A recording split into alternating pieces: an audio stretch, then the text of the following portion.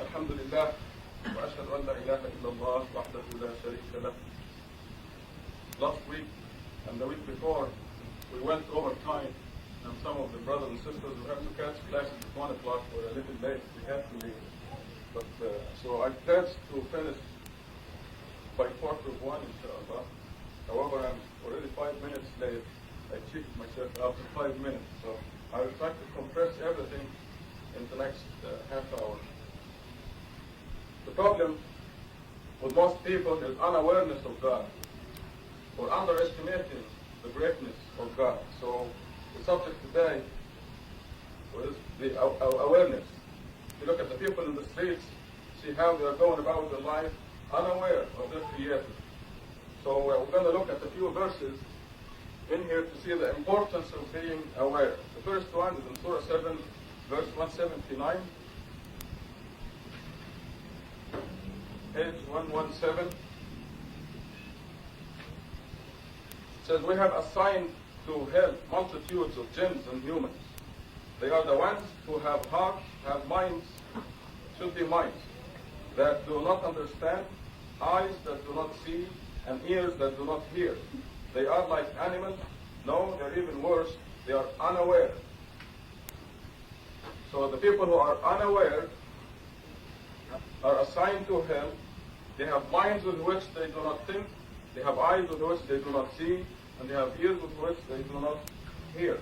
The next verse is in Surah 10, verse 7.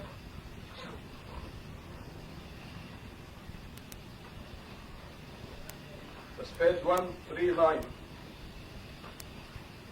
It says, yet there are those who are oblivious of meeting us, are satisfied and content with this life, and are heedless of our revelation. These have deserved hell as a consequence of their work. Now, heedless or unaware, the same word is used in the Arabic word, ghafilin. They are unaware. And you notice they are content with this life. So you look at the majority of people out there in the street, and they are unaware of their Creator, unaware of the hereafter, accountability, and they are busy with this life. The next verse, 16, 106.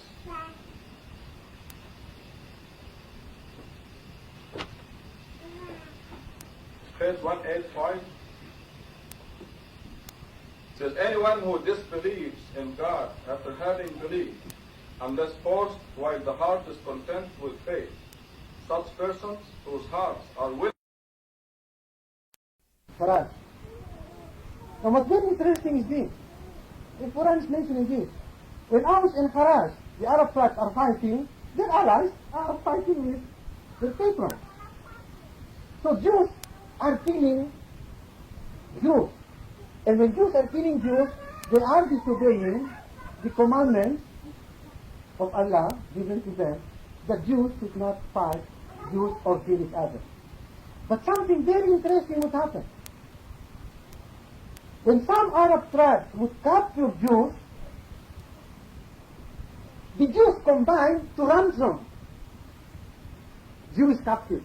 Because there's another commandment also, the Mosaic law, which says, when Jews are taken prisoners, then it's the duty of the Jew to ransom. So this is very strange. Jews are killing each other, and when some of them are captured, they help each other to ransom. It's possible, and maybe this is manipulated, that the Jew consider the Arab inferior, and therefore it's not proper for an Arab where the Jew is slave. There's something very subtle in it. So they will see to it that one Jew is is not a slave of an Arab, but they are killing each other. This is my true enemy. Yes. So Allah is saying, you obey one part of the law, by ransoming Jews, and you disobey the other one by killing each other. And so the message is, if the Jews are doing this with the revelations of Allah, well, it's almost telling us Muslims now, we cannot obey one part of Quran and then say, oh, this other part is too hard, it is forbidden. Now, I'm sorry that I just confined on the historical aspect, but it now... It's even clear in Surah 15, it says, woe to the dividers who take part of the Quran and leave the other part. Making the Quran go with the wishes. And the message, social things or not? And the message is very clear with this proof of Saudi brought for us. I'm sure these Iranian troops and these Iraqi troops, when there's a lie, they make wudu and they pray. So they follow a part of the Quran. Then when it's time to fight, like the Polisario and the Moroccan, then they kill. Now, Islam is a total way of life. You cannot just choose this when it's necessary for it and then disregard something. Well, I'm sorry, that's taking so much time. Well, that's great. Okay, 88. They said, our hearts are shielded. Rather, it is a curse. You see, they don't accept Quran, in other words. Our hearts are shielded. Rather, it is a curse from God because of their disbelief that prevents them from ever believing. Thus, when a scripture came to them from God, and even though it confirms what they have, and even though they used to predict its coming to the idolaters, when their own predictions came true, they disbelieved. Thus does God's curse affect the disbelief. I think it's all clear. 90. Miserable indeed is what they sold their souls for, rejecting these revelations of God out of sheer resentment that God should bestow His blessings upon whomever He wills. Consequently, they incurred wrath upon wrath. They will suffer humiliating retribution. There may be some people who will not, they look at the Quran, there's nothing wrong with it. There is even physical evidence that it is a divine scripture, but they will not accept it, just out of resentment that it's coming from the Arabs, maybe, or for some other reason.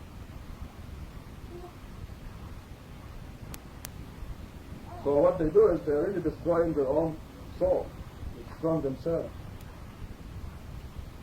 91. When they are told, believe in these revelations of God, they say, we believe only in what was revealed to us. They thus reject all subsequent scriptures, even though they know it is the truth, and even though it confirms their own scriptures. Say, why did you slay God's prophets in the past if you were really believers? See, they say we believe in our revelation. It didn't come to us. But then the question is, you really didn't. When you had your own scripture, without the Quran, you didn't follow it. And they even killed their prophets.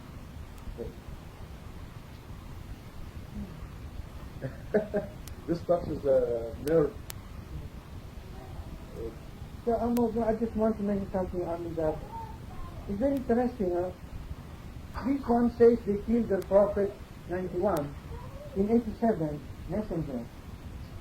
Yes. I found out that this is not correct counting, but what I was able to get, there are around 9 verses. I know there might be more about killing the prophets and messengers. Out of these 9, 3 mentions messengers and 6 prophets. It's Very accurate. very interesting. In other words, it's not just prophets, but some of these prophets were actual messengers. And certainly there are few messengers and prophets so. Well, then Mahmoud did some thinking about the killing of Moses, probably. The killing of Moses and Aaron. It's a possibility that they killed them. But there are also many other prophets in the children of Israel that they killed, prophets like Isaiah, Ezekiel, I don't know which ones were killed by them, but many of the prophets were killed by them. Jeremiah was killed. Jeremiah. On the way to Egypt. Also. That Zechariah also. Zechariah was killed. Yeah. The uncle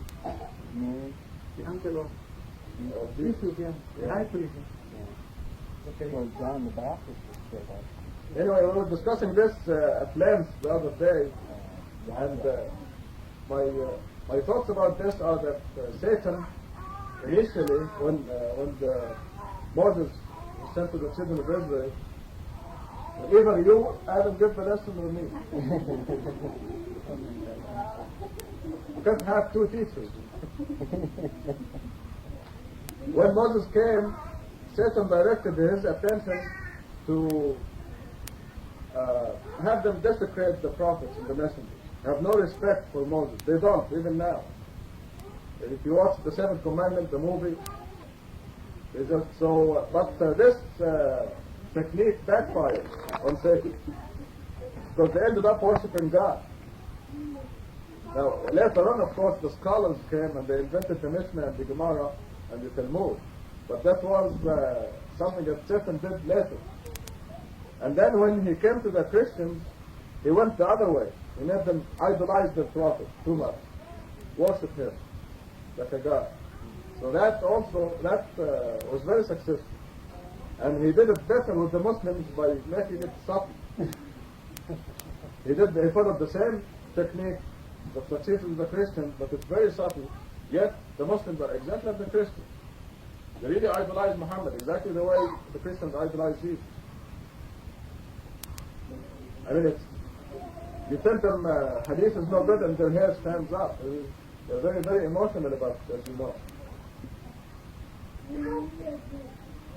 To the extent that they don't believe the Quran. You know, the Quran says it's complete, it is perfect, it can be the only source, but they cannot stand there. So the initial attempt of Satan was to make the Jews disrespect their messengers of God.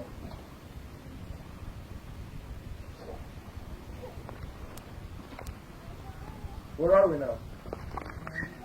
92? Okay.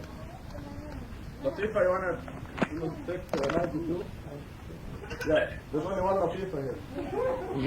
Don't look around.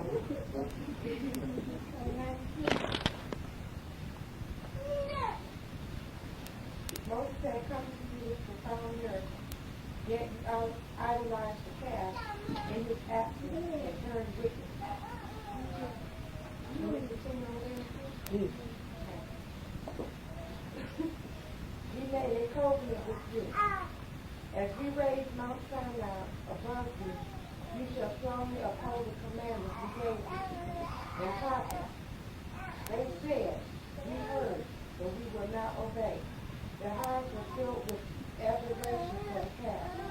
As a consequence of their disbelief, say, miserable indeed is what your condition dictate upon you. If you do have any conviction, say, if the hereafter is reserved and you alone are God, to the exclusion of all others, then you shall long for death if you are Christians.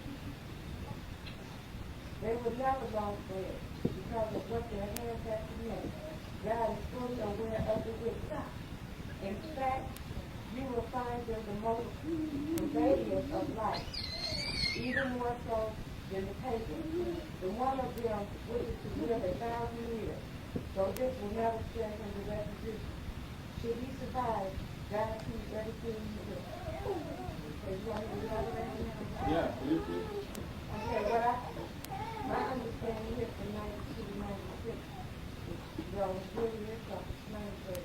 The commandments that Allah gave to Moses is telling the people to obey the commandments. But yet there was some who disobeyed, and yet they feel that what they themselves have created, like water to be written down to 50 people, they feel that this here will still get them into heaven. You know, and then they covered up saying, well, you know, it's okay, God is okay. And yet they got so many followers. Of course, all this is what Satan's trickeries and stuff. But the man or people themselves that fell into this lot of them, like the Christians around, they idolize Jesus Christ and other prophets and saints. And so forth, thinking that they're going to get into heaven. But they're not going to get into heaven until they're closer to hell. Because this is what God wanted them to do. And also, they're saying that if they are faithful, like it's one of us that to talk to them, and how they deny when we are then if we talk to them, and if they are really truthful, we're supposed to tell them, well, you show us proof or something, and let us know that what you're saying is the real. We have to show us your proof. And so you can also let them know too, and then you can see it, because if they was really truthful, they would long for death. But they don't. They want to live forever and forever. And they see their silver and their gold and their buying taxes in the good hills and gold hills is going to keep them safe and away from God. Whereas it's not. And like us, the true Muslims are here in China. But we long for that. Because we know that appointment day is coming. And we know right now that we have the truth, but yet we didn't dare tell nobody else that their dream is going to hell, even though we know we got the truth, and this is the perfect religion, but yet they water it down for the people. And they think the people need to be, give excuses to it, so forth. And they hide from man when they tell them to hide. So that's my understanding. Well, that's beautiful. You're touching a very important point of proof. When people come to you and say anything, make a statement, Jesus is the Son of God. Say, why do you say that? You have proof? Are you sure? If you prove it to me, I'll be glad to believe it. But the difference is that we have proof. That's a big difference. And then too, like how you said though, a lot of times, like, because I try to do that as much as possible, and even more than that. But then when I talk to people, I find that a lot of times they do try to not believe, they say, oh, right. But a lot of times that spirit, it gets decided, because I know it's not my people talking, but, it be something, one of the angels that take over and talk to you. But when I be hearing in the brain and the way it's supposed to be for that person to be hearing. And so therefore, when I, when it's being related to them, they go, wow, yeah, and I would think a lot of people, this spirit that comes to me, and see a lot of people cry. And then when it comes down to, okay, I'm back to my teacher. Hey, what you gonna do? No, it's an error. You know what I'm saying? Yeah. So, like, that point you pointed out, just because it's in Arabic, they wrong in the soul. Everything else is perfect, and beautiful, and alhamdulillah, but then it's Arabic, I can't do it. They look over and alhamdulillah, because I done got my blessings with you did your job, and then God knows if they deserve to be guided or not. Yes. Okay, Inga, let's take that. 97. Say, anyone who opposes Gabriel should know that he revealed this scripture into part of God's commission, confirming previous scriptures and providing guidance and good news to the believers. Anyone who opposes God, his angels, his messengers, Gabriel and Michael, should know that God opposes the disbelievers. We have revealed to you profound revelations, and only the wicked will disbelieve therein. Is it not a fact that whenever they made a covenant, some of them would violate it? Indeed, most of them do not believe. And when a messenger came to them from God, confirming their own scripture, some of those who followed previous scripture disregarded this new scripture, as if they did not know.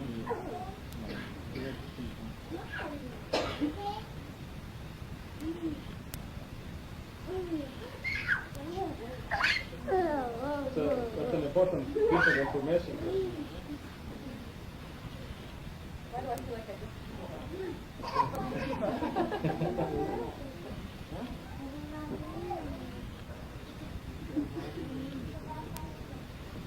I guess I don't understand what the distinction with the whole atheism. Because to me, Gabriel means, Christ for me. Gabriel? Gabriel, you know who Gabriel is? Yeah, he came to Mary. Told her of becoming a child. Right. She had a child. Right?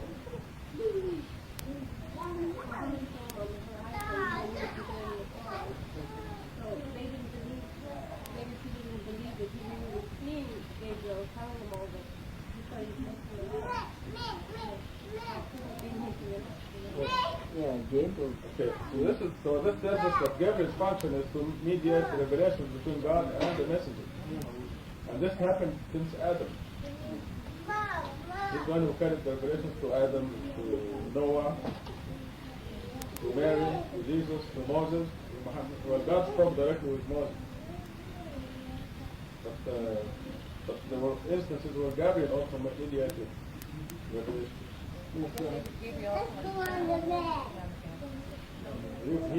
This is his job. I was just like to add, say that it may be a revelation, but Gabriel took Jesus' place there, Well, no, not necessarily. Oh. Will you repeat that? So I was saying like, okay, like how you said that, like Jesus like was the archangel, okay, if he, he was But there were many archangels. Also, Satan was kicked out before the revelation, before the human beings were on earth. Right? So that was not one of his functions. Okay, it was just that my understanding only when it started that I was thinking that Jesus was like the only. No. There was many. There was plenty of them. Probably millions, billions. Okay. Yeah. Did the angels then reveal the scripture on their own initiative, or was it like an order from God, or was It's an order. It's an order from God, and he just transmitted because it's one of the transmission methods. That's mentioned in the Quran. So Moses is the only one that God spoke to. I mean, the only one recorded in the Quran anyway. But these are the words of God. The Quran are the words of God, and Gabriel was told to go and put them in Muhammad's heart, release them actually from Muhammad's heart. Because Muhammad was summoned to the highest horizon, and the Quran was in his heart.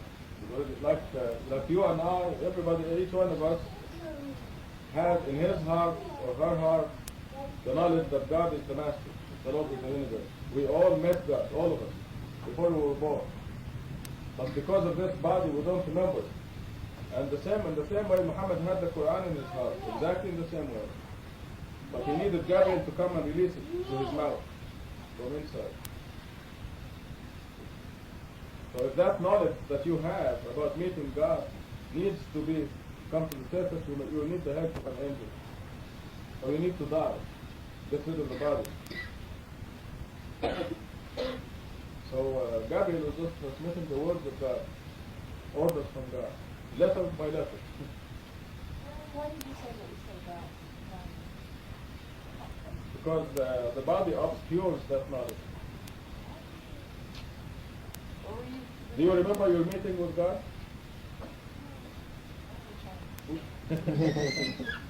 The initial one.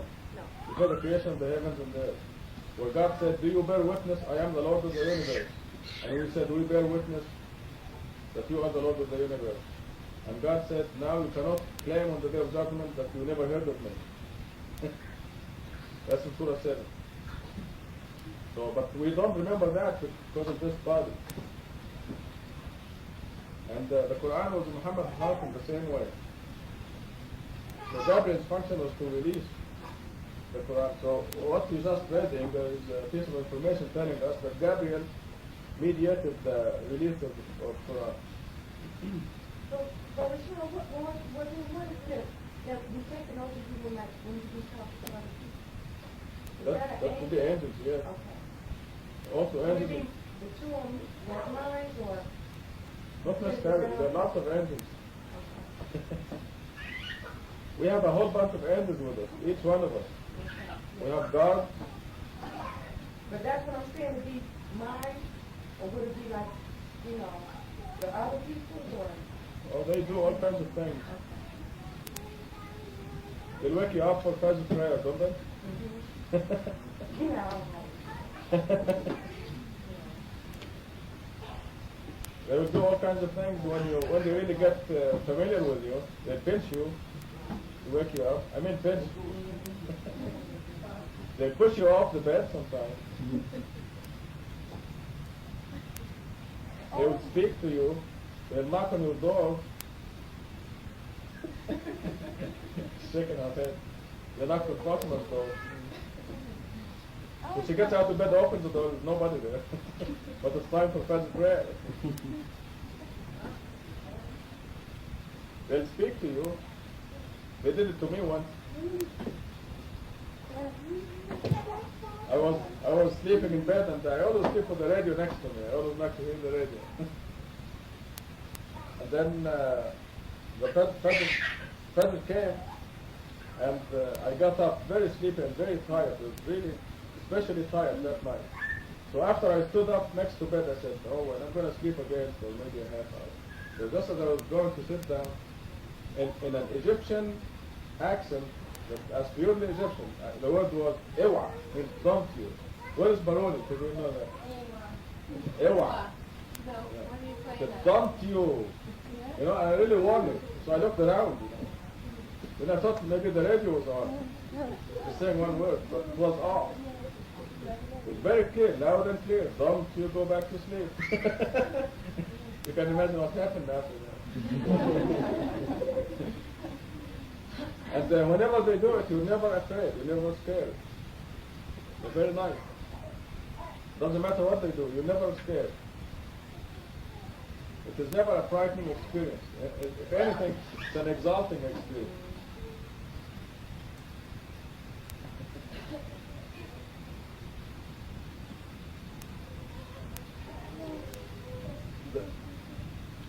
I'm sure quite a few of you somehow open up their eyes just before sunrise.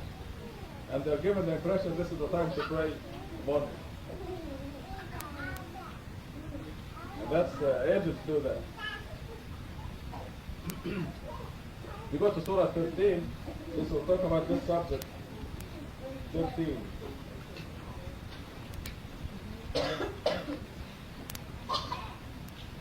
I'll give you the verse number right now.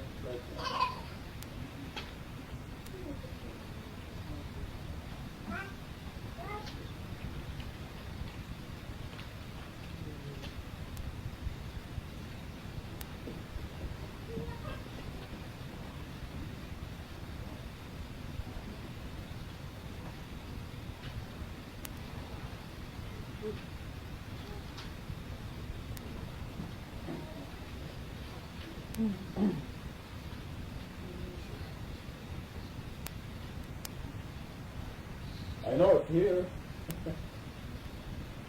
What the angel, huh? And the angel? Yeah, the angel sector and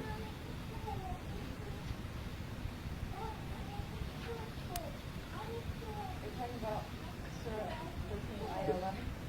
is it 11? Well, it's something about Right, there we go. Yeah, verse 11. Each of you, that's you and me, each of you had a succession of angels in front of you and behind you, who guard you in accordance with God's decision. Now that's so you have angels around you who make sure that nothing happens to you except exactly what is to happen to you.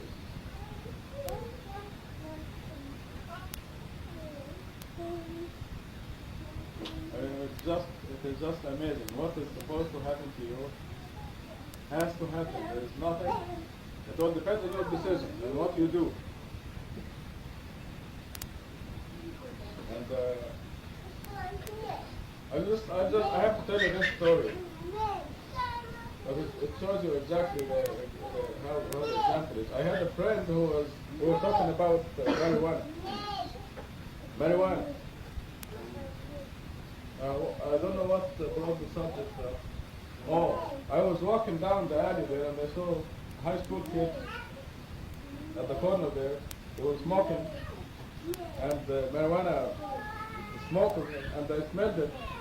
It's not cigarettes. So I came, not that way. I didn't sniff that hard. So I mentioned, I mentioned to my friend that that smells nice. And the friend said, yeah, that stuff is good. Or something to that effect. So I said, well, expect a pinch. I said, God doesn't like it. He said, intoxicants are haram, prohibited. And if God doesn't like it, we're not supposed to like it, or even praise it, or say anything nice about it. So you have to expect a pinch. And I felt like preaching. You know, a big lesson about this subject, but I held back. So that was it was a mistake on my part. I felt that I was not doing justice to the subject, when I really should have. Now, then that same day, the two of us, same two people, were starting a heater in one of the apartments, a furnace. And I was lighting the pilot. The pilot was not lighting, but all of a sudden, I heard the hissing of the gas. The hissing of the gas came in. Now, I'm not boasting, but I'm not really dumb, you know. I know that if I strike a match with the gas, there's going to be an explosion. But it was as if I was completely hypnotized. Yeah, and I flicked my pick anyway.